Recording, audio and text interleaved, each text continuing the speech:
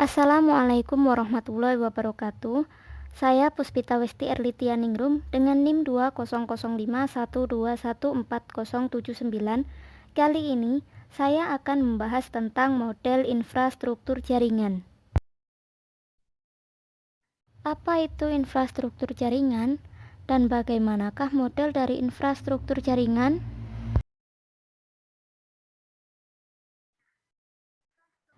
Nah, infrastruktur jaringan adalah kumpulan sistem komputer yang saling berhubungan satu sama lain dan dihubungkan oleh berbagai macam bagian dari sebuah arsitektur telekomunikasi.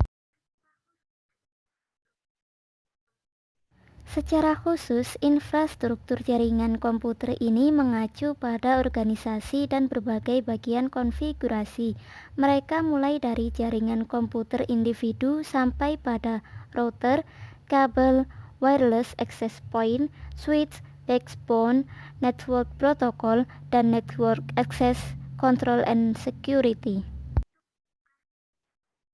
Bentuk infrastruktur jaringan. Bentuk paling sederhana dari infrastruktur jaringan biasanya terdiri dari satu atau dua bahkan lebih komputer. Sebuah jaringan atau koneksi internet, sebuah hubungan yang menghubungkan komputer yang satu dengan komputer lainnya, sampai dengan sistem jaringan yang bisa hubung dengan sistem jaringan lainnya.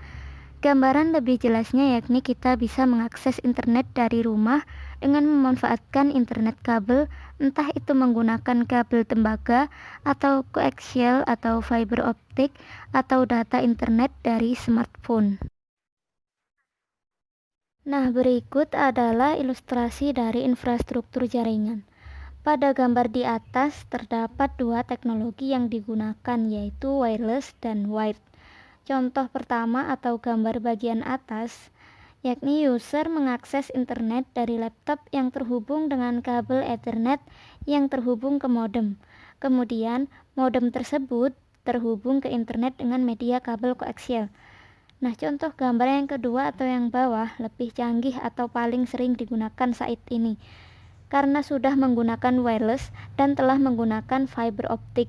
Modem atau router tidak lagi menggunakan kabel koaksial, sekarang menggunakan kabel fiber optik untuk terhubung ke internet dan user terhubung ke router menggunakan wireless.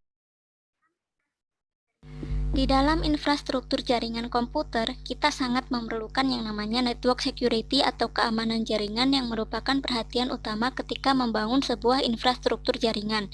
Kebanyakan arsitektur menggunakan router dengan firewall terintegrasi alias built-in firewall, juga software yang memungkinkan untuk memberikan kemudahan akses kontrol, data paket monitoring, dan penggunaan protokol yang diatur secara ketat. Keamanan jaringan juga dapat dikontrol dengan cara menyesuaikan network sharing properties pada masing-masing komputer yang tersedia atau yang ada dan yang membatasi folder dan file untuk dapat terlihat oleh pengguna tertentu pada jaringan. Nah, selanjutnya kita akan membahas tentang pembagian jaringan berdasarkan jangkauan geografis yang dibagi menjadi 4 jenis, yaitu yang pertama adalah PAN atau Personal Area Network, yang merupakan jaringan komputer dengan transmisi datanya antara perangkat pribadi saja seperti tablet, komputer, handphone, konsol game, dan sebagainya. Salah satu contohnya adalah Bluetooth. Yang kedua adalah LAN atau Local Area Network, yang merupakan jaringan yang dapat digunakan dalam cakupan wilayah kecil, seperti contohnya yaitu perusahaan, sekolah, universitas, maupun area lainnya yang memiliki cakupan wilayah yang kecil. Yang ketiga adalah MAN atau Metropolitan Area Network, yang merupakan jaringan komputer yang dapat digunakan pada luar area dengan jarak 10 km sampai dengan 50 km. Nah, yang terakhir adalah WAN atau Wide Area Network, yang merupakan jaringan yang memiliki cakupan wilayah yang sangat luas karena dapat menjangkau hingga seluruh negara maupun dunia.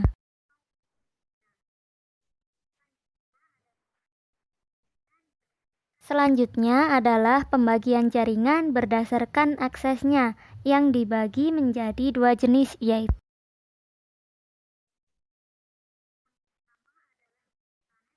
yang pertama adalah intranet yang hanya bisa diakses oleh kalangan internal, dan internet yang bisa diakses oleh publik. Kemudian adalah pembagian jaringan berdasarkan siarannya yang dibagi menjadi 3 jenis, yaitu yang pertama adalah unicast, yakni siaran dari satu jaringan ke satu jaringan yang lainnya. Selanjutnya adalah multicast, yakni siaran dari satu jaringan ke grup jaringan yang lain. Dan yang terakhir adalah broadcast, yakni siaran dari satu jaringan ke semua jaringan. Nah, selanjutnya adalah pembahasan tentang topologi jaringan yang dibagi menjadi 6, yaitu yang pertama ada topologi bus. Topologi bus ini merupakan topologi yang jaringannya sederhana. Nah, umumnya topologi jaringan ini dilakukan pada instalasi jaringan berbasis kabel koaksial. Topologi bus ini menggunakan kabel koaksial pada sepanjang node client atau konektor. Jenis konektor yang biasanya digunakan adalah BNC, terminator, dan TBNC. Nah, kelebihan topologi bus ini diantaranya yaitu penambahan klien atau workstation baru mudah dilakukan, mudah digunakan dan sangat sederhana, dan biaya instalasi murah karena kabel yang digunakan sedikit. Nah, kekurangannya adalah yang pertama sering terjadi tabrakan arus data, kedua proses pengiriman dan penerimaan data kurang efisien, ketiga topologi bus yang lama sulit untuk dikembangkan, dan yang terakhir jika ada masalah pada kabel misalnya terputus maka komputer workstation akan terganggu. Nah, yang kedua ada topologi ring atau yang sering disebut dengan topologi cincin, yakni merupakan jenis topologi jaringan yang digunakan untuk menghubungkan sebuah komputer dengan komputer lainnya dalam sebuah rangkaian yang berbentuk melingkar seperti cincin. Nah, umumnya jenis topologi jaringan ini hanya menggunakan LAN card agar masing-masing komputer terkoneksi.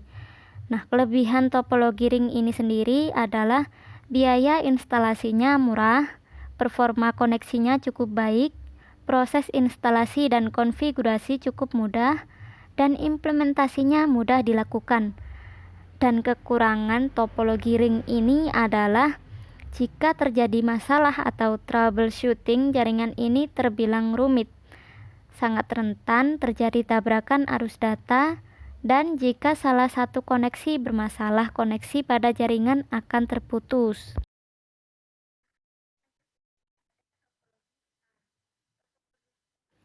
Nah, yang ketiga ada topologi star. Topologi star atau disebut juga topologi bintang adalah topologi jaringan berbentuk bintang di mana umumnya menggunakan hub atau switch untuk koneksi antar klien. Topologi jaringan komputer ini paling sering digunakan saat ini karena memiliki banyak kelebihan. Kelebihannya diantaranya adalah jaringan topologi ini tetap berjalan baik meski salah satu komputer klien bermasalah.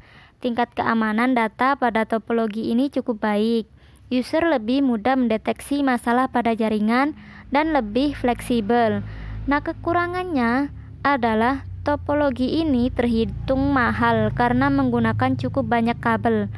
Seluruh komputer dalam jaringan ini akan bermasalah jika hub atau switch mengalami masalah dan sangat tergantung pada terminal pusat.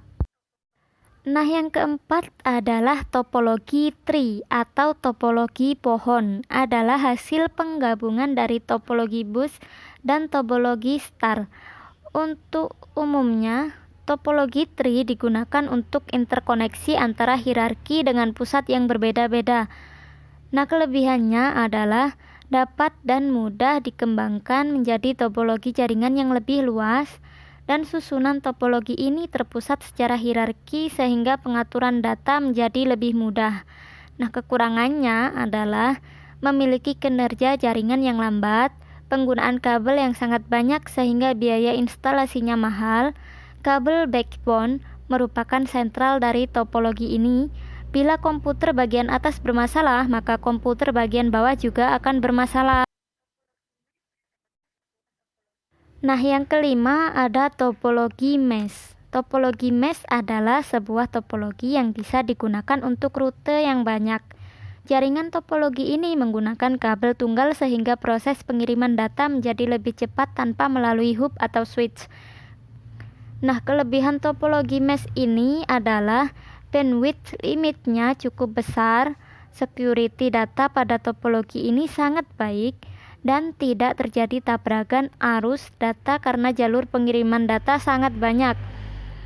Nah, kekurangan topologi mesh ini sendiri adalah kabel yang dibutuhkan jumlahnya banyak. Biaya instalasinya topologi mesh sangat mahal karena menggunakan banyak kabel, dan instalasinya sangat rumit. Nah, yang keenam atau yang terakhir, topologi peer-to-peer. Topologi peer-to-peer adalah topologi jaringan yang sangat sederhana karena hanya menghubungkan dua komputer. Umumnya, topologi peer-to-peer menggunakan satu kabel saja untuk menghubungkan kedua komputer agar bisa saling berbagi data. Nah, kelebihannya adalah biaya instalasinya sangat murah, proses instalasinya mudah, dan setiap komputer bisa berperan sebagai server atau klien. Dan kekurangan topologi peer-to-peer ini adalah sangat sulit dikembangkan, security dalam topologi ini sering bermasalah, dan proses troubleshooting termasuk